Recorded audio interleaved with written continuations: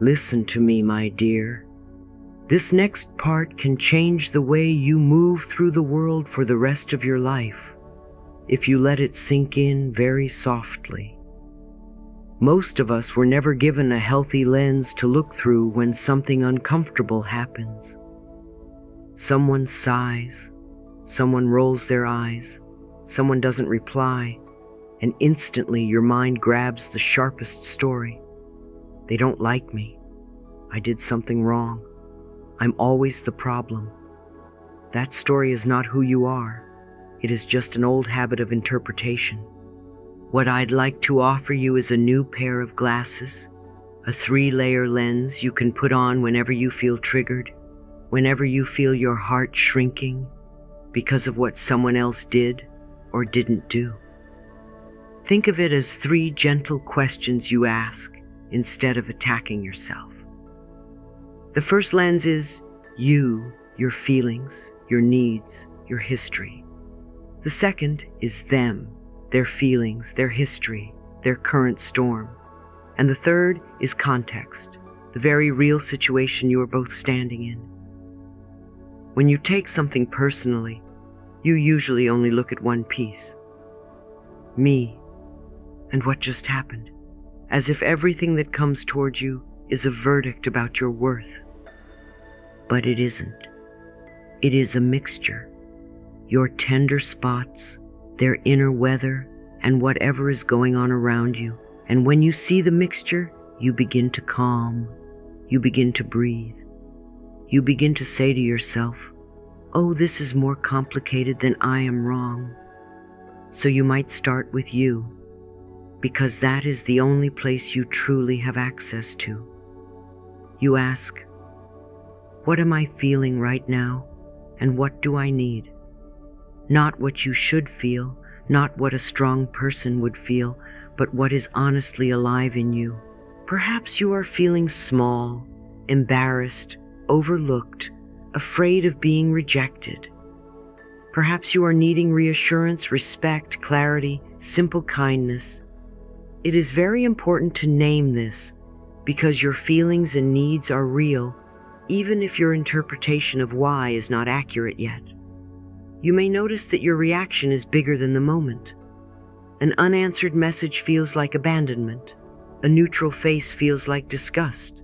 A short tone feels like attack. That tells you something precious. Your nervous system is remembering past pain. This doesn't mean you are broken. It means my body is trying to protect me, using an old map. When you can see that even a little, you stop hitting yourself with the story, I'm too sensitive, and begin to say, of course I feel this much. I have been hurt before. Already, there is more tenderness in the way you hold your own heart, and that tenderness is powerful medicine.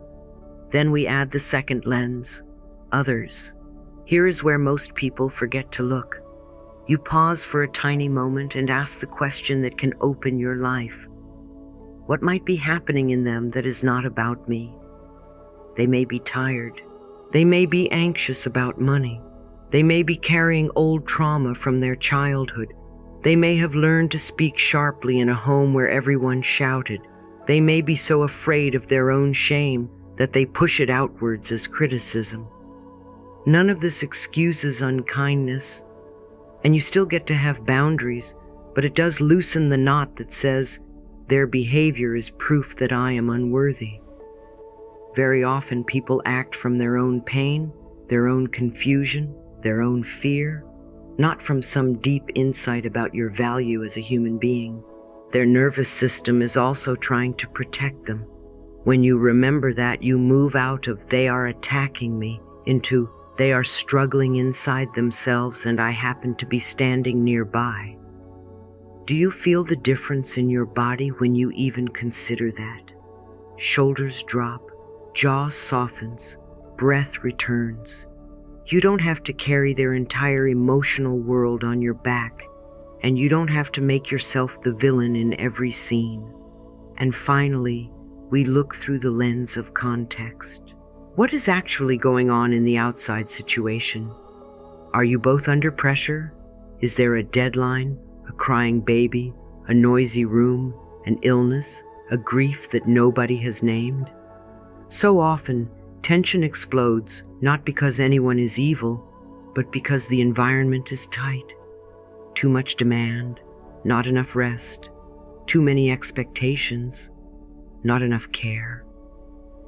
When you remember to include context, you stop making absolute statements about yourself. I always ruin things. People always treat me badly. I never get it right. Instead, you gently say, this was a hard moment in a hard day between two humans carrying a lot. Context doesn't erase your feelings, but it holds them in a bigger, more compassionate frame. It turns "this proves I am not lovable" into "this shows we are both tired and need a different way of handling stress." One thought imprisons you, the other invites you to grow. You might like to imagine the next time you are triggered that you are literally putting on a pair of glasses with 3 clear panes.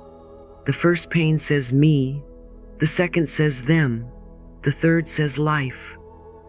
You take a breath and look through all 3 before you decide what this moment means about you. You might think, right now, I feel scared and tense because being ignored once meant danger for me. They look preoccupied and rushed. I know they've had a lot on their plate. The situation is messy and loud, and no one is at their best. Suddenly the story softens. The sting becomes a sensation you can observe and soothe. Instead of a verdict you must obey. You can put a hand over your heart and say quietly, I see you. That hurt. And it might not all be about you. That one sentence can save you hours of spiraling. This is not about letting people off the hook for real harm. This is not about pretending everything is fine when it isn't. This is about taking the hook out of your heart, so you are free to respond instead of react. When you see the 3 factors clearly, you can make wiser choices. Maybe you have a calm conversation later. Maybe you set a firmer boundary. Maybe you step away for a while. Maybe you realize you need a different kind of relationship altogether. But you are not doing it from the shaky ground of, I must fix them so I can feel worthy. You are doing it from the steadier place of, my feelings matter. Their humanity matters. Reality matters. I will honor all 3. That is mature love. That is inner peace. So the next time a message is left unseen, a voice sounds cold, a face looks blank, notice what your mind does first. Notice the rush to make it about your value, your desirability, your right to exist. Then, instead of scolding yourself, gently try on your new lens. What is happening in me? What might be happening in them? What is happening around us? You will not do this perfectly, and you don't need to. Even remembering one of these questions already loosens the old pattern of taking everything as a personal wound. In time, your nervous system will learn a new habit. Pause, breathe, look wider. And my dear, as you practice this, something very beautiful begins to happen. You stop letting every passing mood of another person change the way you see your own soul. You become less tossable, less shakeable, less at the mercy of other people's storms. You begin to feel what I call a gentle backbone, a quiet, calm strength that says, I can notice your weather without forgetting my own sky.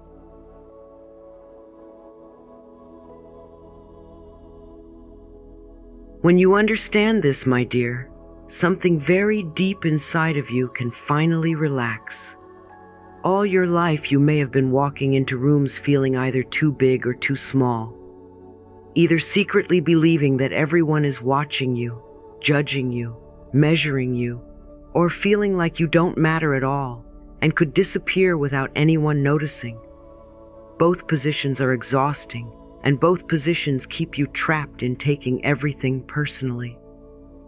I want to offer you a softer, wiser middle ground. I am an important person in a room full of important people.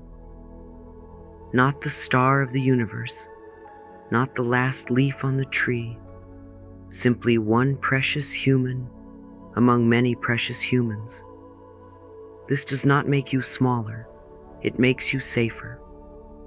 When you are not the center of every story, you can stop defending yourself from stories that were never about you in the first place. When you walk into a room with this new thought, you are no longer thinking, "What do they think of me?" You begin to wonder, what is everyone caring about today? What are we all feeling? Do you feel the shift? From me versus them to me among them.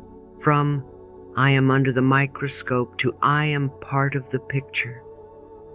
For years you may have lived as though a spotlight was following you. Every look, every sigh, every silence turned into a report card on your worth. That is not your fault. It's how scared children survive. We scan faces, we measure tone of voice, we try to stay safe by guessing what others think of us. But now, as the beautiful adult you are, we can give that frighted child a different job.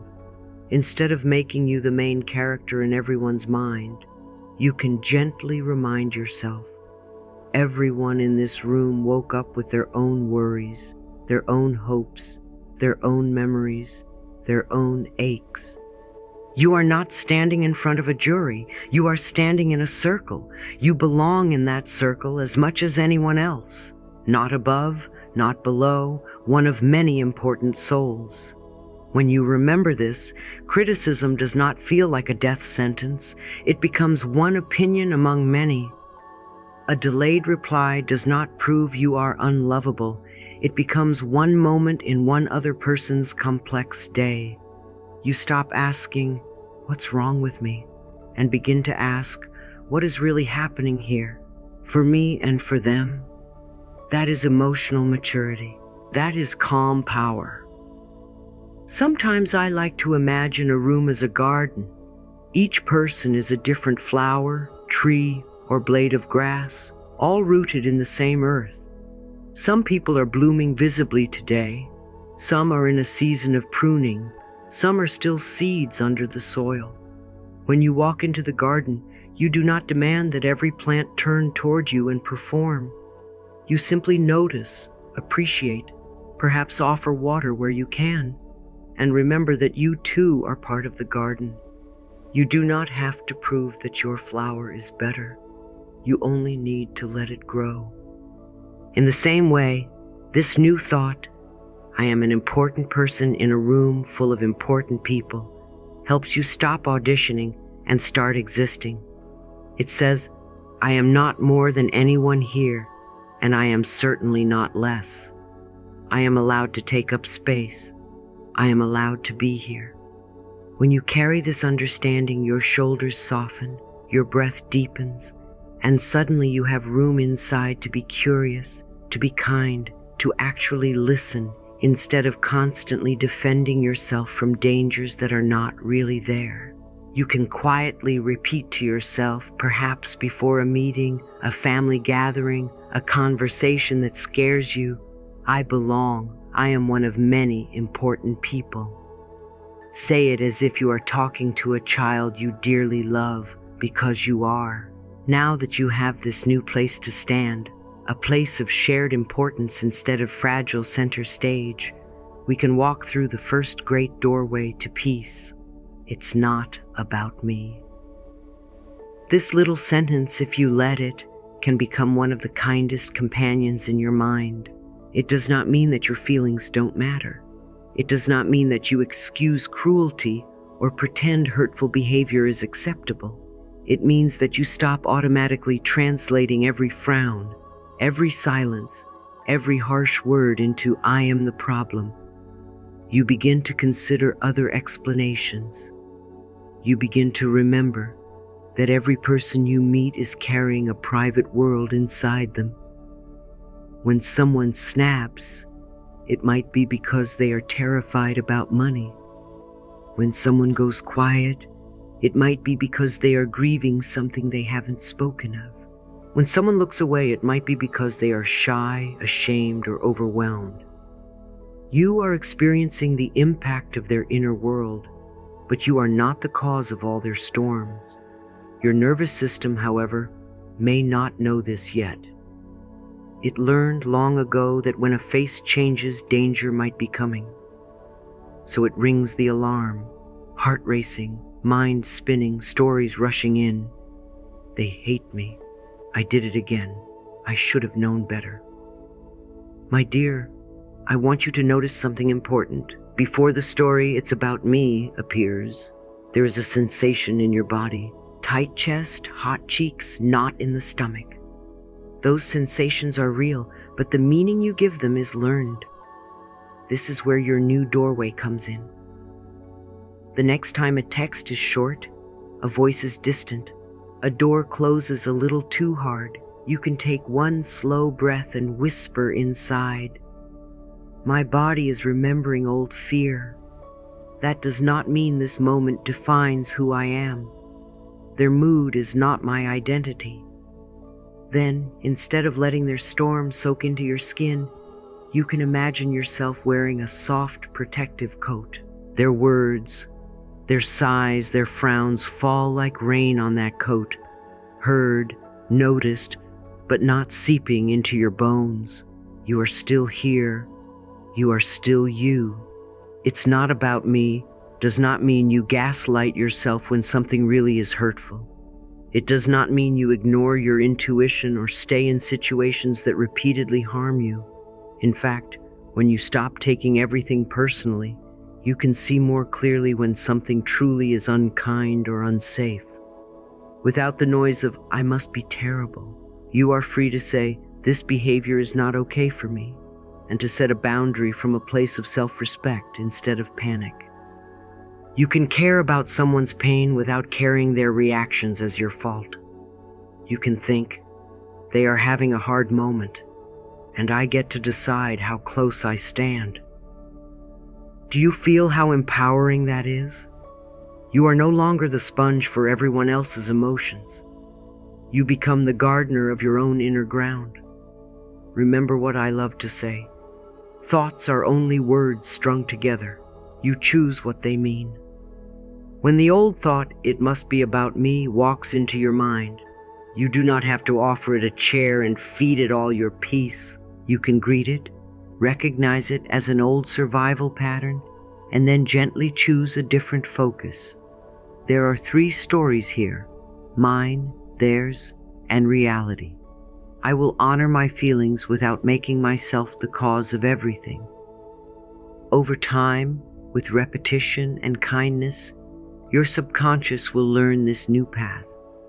Just as a footpath in the grass appears where people walk again and again, a path of peace appears in your mind when you walk this new way, seeing yourself as one of many important people and reminding yourself again and again when needed that not every cloud in the sky has your name on it. So when someone is short with you today, when a message feels cold, when a stranger looks past you, I invite you to pause. Feel your feet, notice your breath, and inside, very softly, say, "I belong here. I am one of many important people. A lot may be happening in them that is not about me. Their mood is not my identity." You are not abandoning your sensitivity. You are teaching it a wiser map. You stay kind, you stay open, but you stop handing your self-worth to every passing expression. This is how you begin to live with a quieter heart. This is how you stop being tossed around by every wave and start discovering the calm ocean inside you that has been there all along.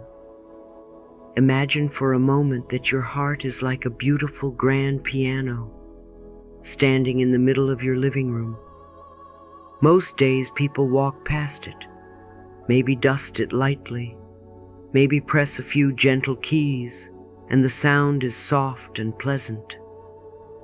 But there are a few keys that when touched, send a sharp, startling sound through the whole house. You almost jump out of your skin. It is not that the person who walked by is cruel. They may not even know which keys are sensitive. The issue is not the existence of the piano or the fingers that brush past it. The issue is that some keys are wired to old memories, old hurts, old stories that were never soothed. That is what a trigger is. A trigger is not proof that you are broken. It is proof that there is still an unplayed song inside you that wants attention. When someone says a single sentence and you feel your chest slam shut, when a look across the table makes your stomach drop, when a tone of voice seems to push you out of your own body, that is not you being too much. That is a piano key being hit that has been waiting years to be tuned and loved. And this is where our second doorway comes in, the doorway that sounds scary at first, but is actually the most powerful.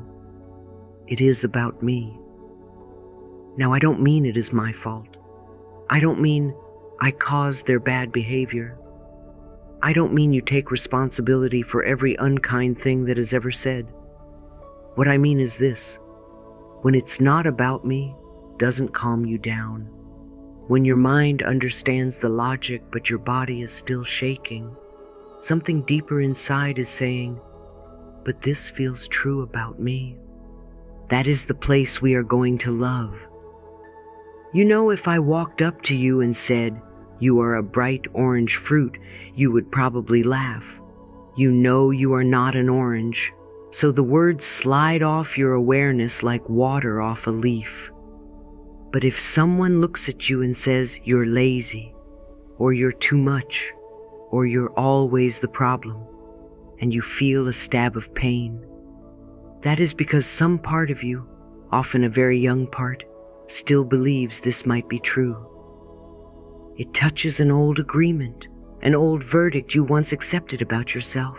The comment hurts not because they have magical power, but because it lands on a bruise you already carry. The pain is old, the person is new. When you see it this way, you can shift from, how dare they do this to me, to, oh, this is the exact place inside me that is asking for healing. You move from pure reaction into gentle investigation. My dear, I want you to hear this very clearly. Feeling triggered does not mean you are failing at being spiritual or healed or strong. It means your inner system is showing you where it has been working overtime to protect you. Your nervous system learned long ago that certain tones, certain words, certain silences were dangerous. Perhaps a raised voice used to mean someone would slam a door. Perhaps a disappointed sigh meant someone would stop talking to you for days. Perhaps someone rolling their eyes meant you were about to be humiliated. When something today even faintly resembles that old pattern, your whole system rushes in to save you. It is fast, it is intense, and it is not rational. That doesn't make you defective, it makes you human. So instead of scolding yourself, why am I still like this? I thought I was over it. I shouldn't be so sensitive. I want you to begin saying something very different inside. Triggers are teachers, not enemies, not punishments, teachers. They point, they highlight, they circle in red pen the exact curriculum your soul is ready to work with now. The very moment you notice, oh, this hurts so much because a part of me still thinks I am not enough, you have already stepped into your power. You have moved from being only the child who flinches to also being the loving adult who notices. Let's bring this down into a real example, because I always want you to be able to use this in your everyday life. Suppose you work very hard on a project and your boss offers you one small piece of criticism. The words are simple, but inside you feel crushed, ashamed, like you want to disappear. You might tell yourself, it's not about me, they're just stressed, and that helps a little, but the sting stays. That is your invitation to walk through the second doorway. It is about me. You might sit quietly later and ask, what exactly did their words say to the little child in me? Maybe the answer is, you never do enough, or you only matter when you are perfect. Maybe that was the unspoken rule in your home growing up. When you see this, you are no longer just replaying pain. You are discovering the pattern. You can place your hand on your heart and whisper, of course I felt destroyed. My body remembered being small and afraid. But today I am an adult, and I can talk to myself differently. You haven't excused anyone's harshness, but you have reclaimed your inner voice. Or imagine that someone you love doesn't text back for hours or cancels plans at the last minute. Your mind might instantly say, they don't care about me. I am always the last choice. I'm so stupid for hoping. There is a very old echo inside those words. Instead of only fighting the story or drowning in it, you can gently turn toward it. What is this really about in me? When did I first learn that silence means abandonment? Who taught me that I am unlovable if someone steps away? These are not questions to blame your parents or your past. They are questions to understand your wiring. Once you see that an 8-year-old inside you is panicking, you can stop handing your phone to her. You, the wiser self, can take the phone back and say, I know this reminds you of something painful. I know it feels like I'm about to be left forever, but we are not that little anymore. We can wait and then decide what is healthy for us. Do you feel the difference? You are no longer trying to smash the trigger down. You are listening to what it has to say, and then you decide how to respond. This is the essence of this doorway. Instead of stopping at, it's not about me, you go a little further and ask, in what way is it about me? What part of my story, my beliefs, my unhealed hurt is being touched? Not to accuse yourself, not to heap blame on your own heart, but to reclaim your power to grow. When you say, it is about me, you are really saying, this is my reaction, my belief, my bruise. So this is also my opportunity, my healing, my choice about what to do next. You cannot control whether someone uses a sharp tone, but you can learn to recognize when that tone is awakening the memory of an old critic inside you. You cannot control whether someone forgets to invite you, but you can learn to recognize when that absence is feeding the narrative, I am always unwanted, that you no longer wish to live by. You cannot control every trigger that appears, but you can decide whether to treat it as another proof that you are broken, or as a signal light saying, here, my love, here is where we can be kinder to ourselves. So the next time something pierces you more deeply than the situation seems to warrant, I want you to imagine that bruise on your arm that nobody sees.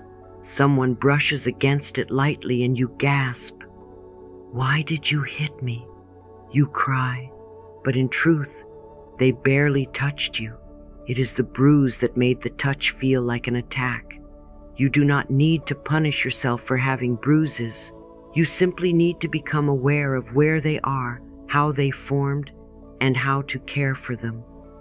You can ask yourself, what did this moment make me believe about myself? That I am not good enough? That I am not safe? That love will always leave? And when you hear the answer, instead of arguing with it or believing it blindly, take a breath and say, as gently as you can, of course you feel that way. You have believed this for a long time, and I am here now to help you believe something kinder. You are turning the trigger into a doorway, the pain into a path, the reaction into a lesson. You see, my dear, this is deep, loving work. It is not about becoming hard or numb so that nothing ever touches you.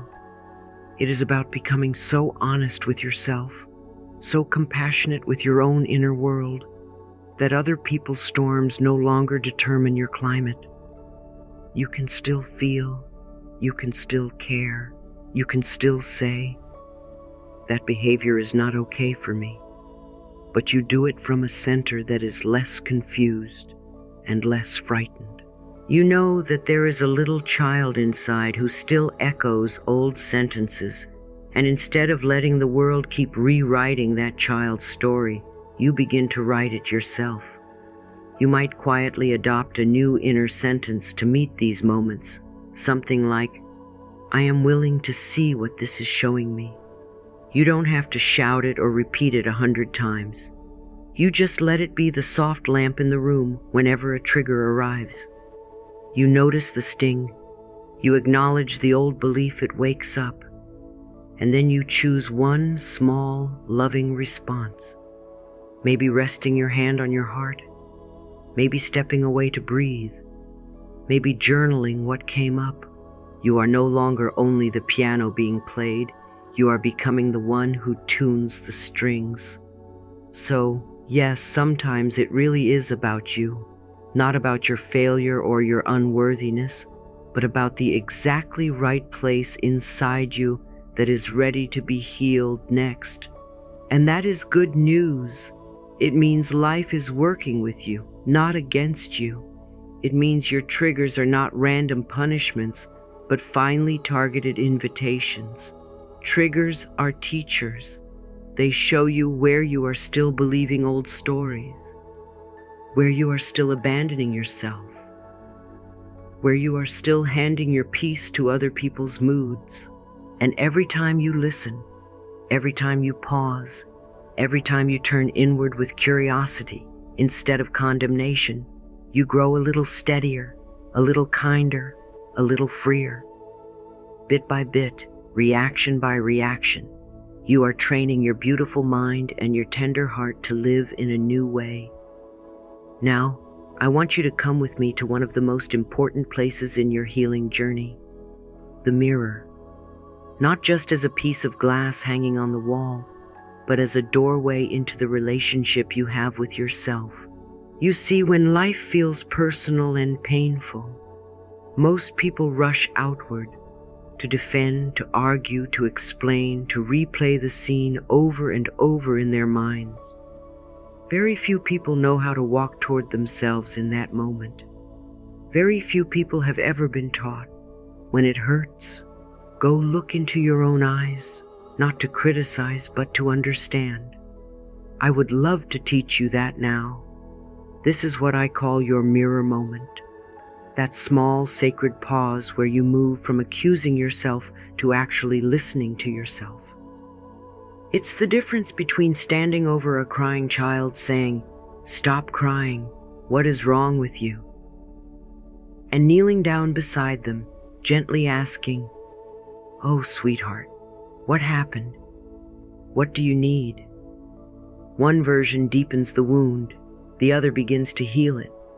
So the next time someone's words or silence or expression hits you like a wave, instead of staying trapped in the story in your head, I want you to quietly excuse yourself if you can.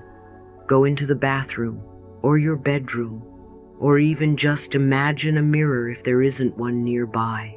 And instead of staring at your reflection with that old harsh gaze, the one that says, "Why are you still like this?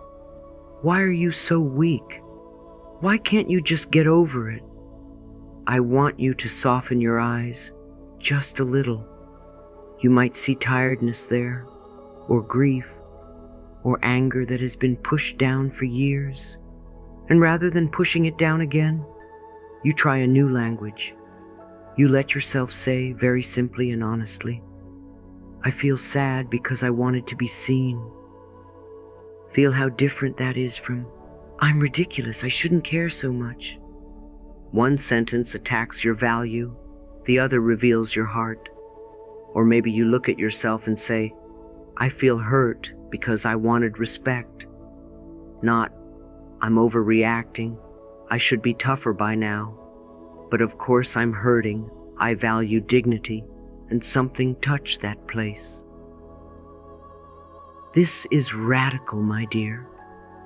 To stop attacking yourself for having feelings, and instead to get curious about what those feelings are asking for. You see, emotions are not proof that you are broken or childish or too sensitive. Emotions are needs asking to be cared for. When you feel a sharp stab of jealousy, beneath it, there is often a longing to feel chosen, safe, cherished.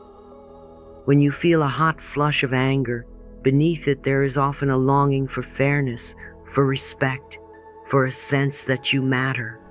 When you feel shame deep and heavy, beneath it there is often a longing to be accepted as you are. But because we were not taught to read our own hearts, we stand in front of the mirror and say, "Stop feeling that. What's wrong with you?" That is like seeing a warning light on the dashboard of your car and smashing the light instead of checking the engine. The light was never the enemy. It was the messenger. Your feelings are not your enemy either.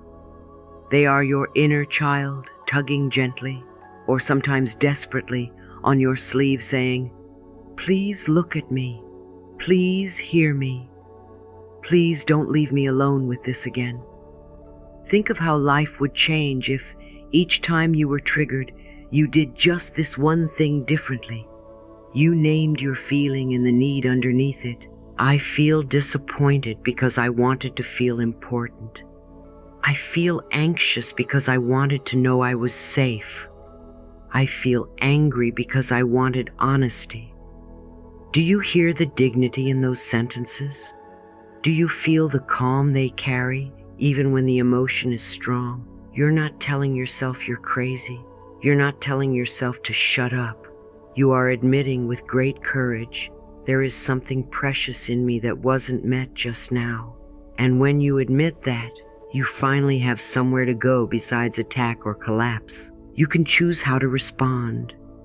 You can decide whether this relationship, this job, this situation is capable of honoring your needs. Most importantly, you can decide to honor them yourself. The moment you name a feeling with compassion, you stop being at war with yourself.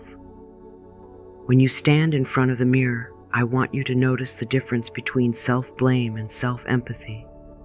Self-blame sounds like, "I always mess things up. No wonder they talk to me like that. Why can't I be stronger?" It narrows your shoulders, tightens your jaw, and sends your body the message, we are not safe with ourselves. Self-empathy sounds more like, "I feel very small right now. I wanted to feel valued and I didn't. Of course I'm hurting." Do you feel how your body reacts differently to those words? One makes you shrink even more. The other gives you a little more room to breathe. You may be surprised to discover that when you talk to yourself kindly in the mirror, your physical sensations shift. Your chest loosens a bit. Your throat feels less tight. Your eyes fill with tears of relief instead of shame. You are finally being believed by the person who matters most, you. When you say, "I feel sad because I wanted to be seen," you are not asking anyone else for permission to feel that way. You are simply acknowledging reality. You wanted to be seen. That is not a crime. That is human. Many of us for years have carried an inner script that says, "My feelings are a problem to be fixed or hidden." Perhaps whenever you were upset as a child, someone rolled their eyes or told you to stop being dramatic. Perhaps you learned that the only way to be loved was to be easy, to never cause trouble, to never show your pain. So now, as an adult, every time you feel a strong emotion, you rush to silence it. And then you wonder why it keeps showing up louder. My dear, your feelings are not misbehaving. They are starving. They are starving for your kindness, your attention, your understanding. The mirror is a place where you can start feeding them. You don't have to solve everything in that moment. You don't have to figure out the whole relationship or rewrite your whole life. You just begin by saying, I see you. I hear you. I understand why you feel this way. This is the opposite of taking everything personally in a destructive way. You are no longer saying, their bad day means I am worthless. You are saying, their behavior woke up an old hurt in me, and that hurt deserves care. Do you feel the difference? One keeps you stuck as a victim. The other positions you as a gentle healer of your own heart. I know that sometimes, when you first look into your own eyes, all you can see is exhaustion or disappointment or 1,000 unshed tears. You might think, I don't even know where to begin. I don't know what I feel. I just know I'm overwhelmed. If that is true for you, start with the simplest truth you can find. It might be, I feel numb because I've been holding so much for so long. It might be, I feel confused because I've been trying to keep everyone happy. Let it be clumsy at first. Let it be imperfect. Your inner self does not need poetry. It needs honesty. Over time, you will become more fluent in your own emotional language. You will know the difference between sadness and shame, between anger and hurt, between fear and intuition. And when your awareness becomes clearer, your reactions will become softer. You will still feel things deeply, but you will not be as frightened of your own inner world, because you will know that you have the tools to sit with it, name it, and care for it. I want you to remember this. Your feelings are not evidence that you lack value. They are evidence that you are alive. A person without feelings is not more evolved. They are simply more disconnected. You have a tender heart that wants to love and be loved, that wants to be respected, that wants to be understood. Of course it hurts when those longings are brushed aside. Let us stop punishing you for having a heart. In your mirror moment, you can begin to change the story from I'm too sensitive to I am sensitive and that sensitivity is wise. From I'm overreacting to something in me is reacting to an old wound. I want to know what it is. From I have to toughen up to I want to stay soft and also feel safe. This is what emotional maturity really is, not the absence of feeling, but the ability to stay in relationship with your feelings without drowning in them. And that relationship begins every time you are willing to stand still, look into your own eyes, and speak to yourself kindly. If it feels helpful, you can add a very simple sentence at the end of your mirror conversation. After you have named your emotion and the need beneath it, you might say softly, my feelings matter, and I can care for them. Let those words land in your body, not just in your mind. You might notice resistance rise up. No, they don't. You don't have time for this. If you start caring, you'll fall apart. Those are old guardians who learned to survive by shutting you down. Thank them for trying to protect you, and repeat gently, my feelings matter, and I can care for them. You do not have to shout it or force yourself to believe it all at once. You are simply introducing a new possibility into your inner vocabulary. My feelings matter and I can care for them. For so long you believed your feelings were either too much or not enough. Now you are daring to believe they are just right, and that you are capable of holding them. This is not a loud transformation. It is quiet, intimate, and deeply powerful. And slowly, as you practice this mirror moment over days and weeks, you will notice something beginning to shift. When someone makes a sharp comment, instead of spiraling for hours in self-attack, you will be able to step away sooner, breathe, and say, that hurt because I wanted kindness. When you are left out of a plan, instead of constructing a story that you are unlovable, you will be able to admit, I feel lonely because I wanted to belong. And from there, you can decide what loving action you want to take, reaching out to a safe friend, creating a moment of care for yourself, or perhaps reevaluating which relationships truly nourish you. You are no longer letting every situation define your worth. You are using every situation to deepen your connection to yourself. That is the true miracle of this work. The world may still be unpredictable. People may still have their moods and their wounds.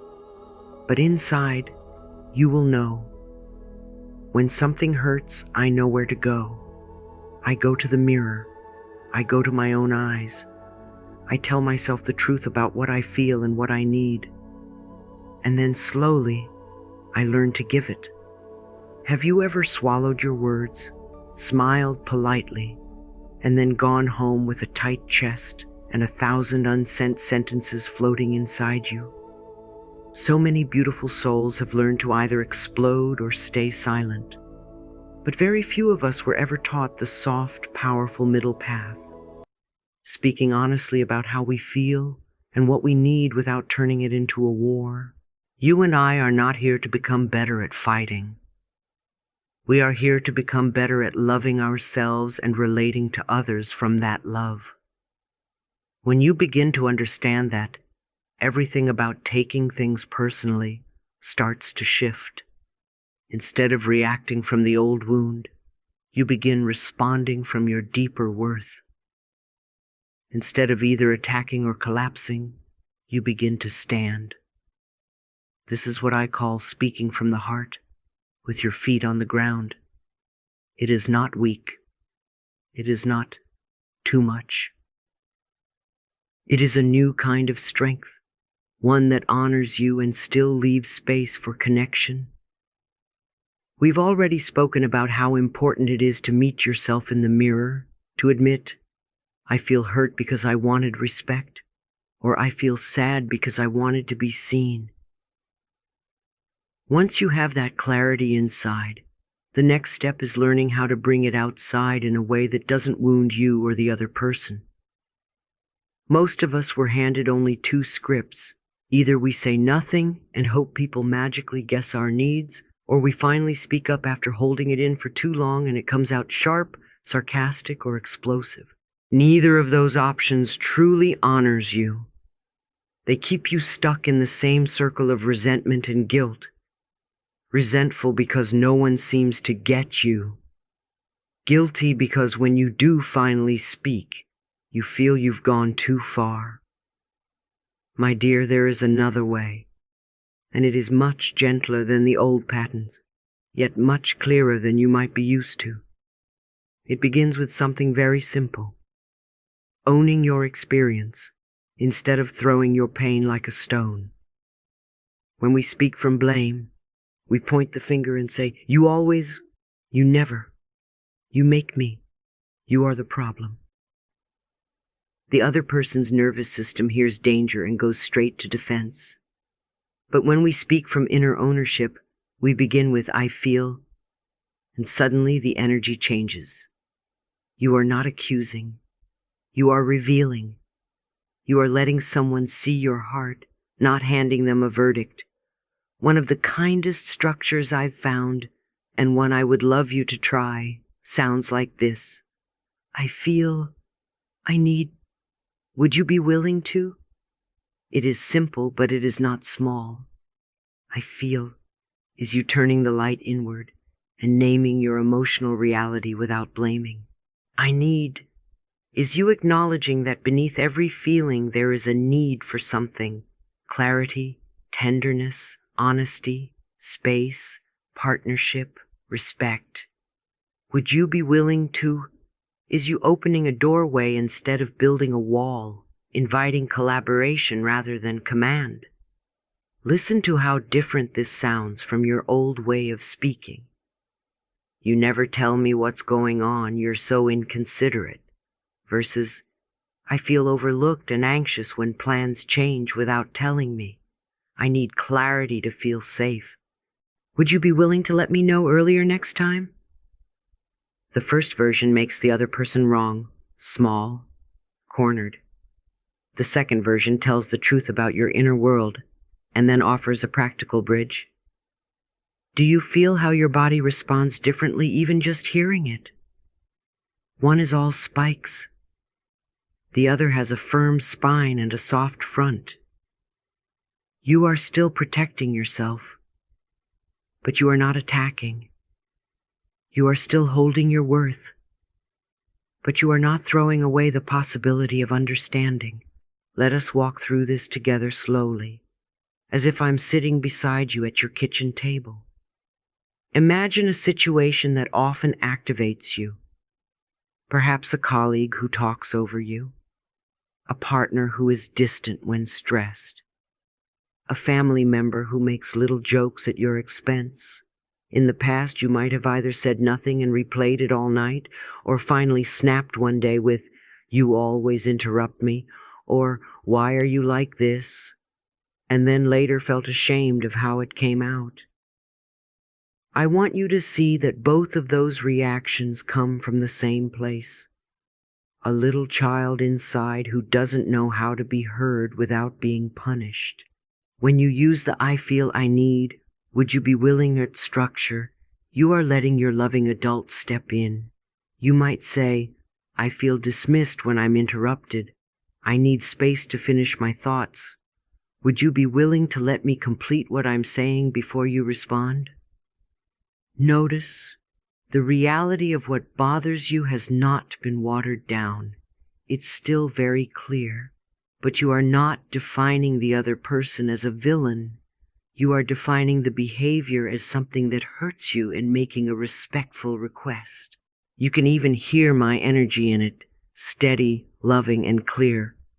This is the energy I want you to practice, not perfect, not robotic, but sincere. Now you might be thinking, "But Louise, what if they don't care? What if they dismiss me again? What if they say I'm too sensitive?" Those are very real fears, especially if you grew up in an environment where your feelings were minimized or mocked. This is why I always say, you are not doing this only for the outcome. You are doing this for the relationship you are building with yourself. Every time you speak your truth kindly, you are sending a message to your own heart. I will not abandon you. When something hurts, I will stand up for you. Even if the other person cannot give you what you asked for, you will know that you did not betray yourself by staying silent or by being cruel to yourself or to them. This is how self-respect grows. One honest, gentle sentence at a time. And sometimes you will be surprised. Sometimes the very people you were afraid to speak to will soften. "I didn't realize I was doing that," they might say. Yes, I can try to change that.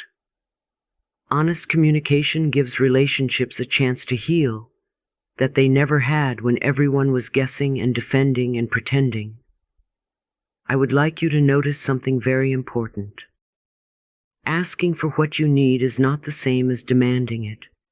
In this language, you are acknowledging your needs without insisting that the other person must meet all of them for you to be okay. "I feel lonely. I need more connection.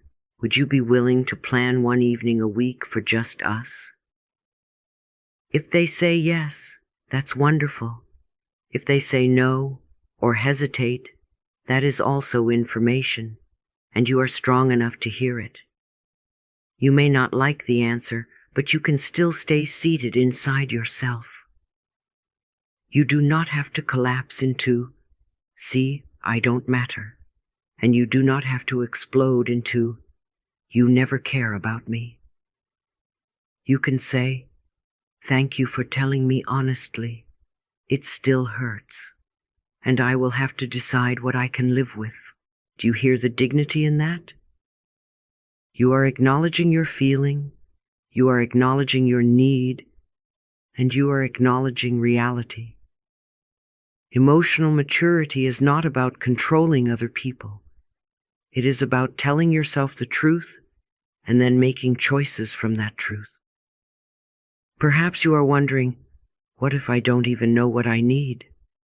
That is such a tender, honest question. And if it is arising in you, I am very proud of you. Many of us were so busy trying to anticipate other people's needs that we never learned the language of our own. If this is where you are, start simply. When you feel hurt, ask yourself, if this could have gone differently, what would I have wanted? Maybe you will hear, I needed more time, or I needed someone to ask how I was, or I needed to be included in the decision. These are needs, time, empathy, inclusion. Once you name them, you can shape them into sentences. I feel rushed. I need more time. Would you be willing to give me until tomorrow? Or, I felt left out. I need to feel part of things. Would you be willing to include me in those conversations? This may feel clumsy at first, like learning a new language, but as you practice, it will become more natural. Remember, your mind is a tool, and it can learn new scripts just as easily as it learned the old ones. Now, I would like you to imagine a future version of yourself who speaks like this more often. When something hurts, she pauses, breathes, and checks in. What am I feeling? What am I needing?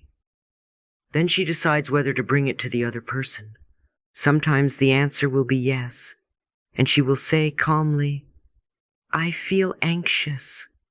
I need reassurance. Would you be willing to talk this through with me? Sometimes the answer will be no, because she realizes this is an old wound that is better healed in the mirror or in her journal, not in an argument. The power here is in the choice. You are no longer at the mercy of every trigger. You are no longer spilling your pain everywhere or swallowing it whole. You are learning to hold it, understand it, and then, when appropriate, express it in a way that protects your heart and respects the heart of the other. That is the calm strength we are building together. If you like, you can turn this into a small, loving practice over the next few days. Pick one situation, not the biggest, most painful one, but a small place where you usually stay silent or get sharper than you'd like, and try this structure just once. Perhaps with someone at work or a friend, or even with a family member about something small.